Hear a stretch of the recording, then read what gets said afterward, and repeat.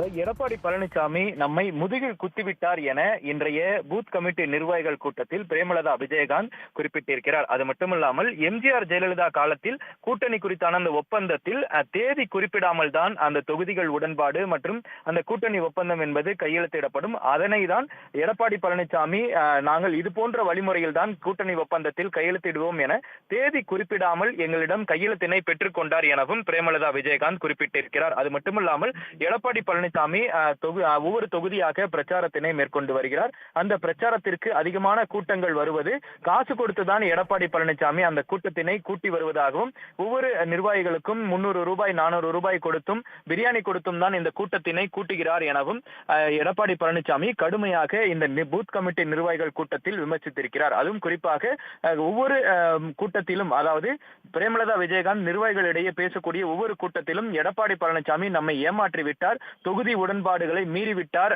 ராஜ்யசபா இடம் தருவதாக கூறியிருந்த நிலையில் அந்த இடத்தினை தருவதாக கூறி தற்பொழுது ஏமாற்றி விட்டார் என்ற கருத்தினை தொடர்ந்து பேசி வரக்கூடிய நிலையில் இன்றைய தினம் அதே கருத்தினை மீண்டும் பிரேமலதா விஜயகாந்த் குறிப்பிட்டிருக்கிறார்.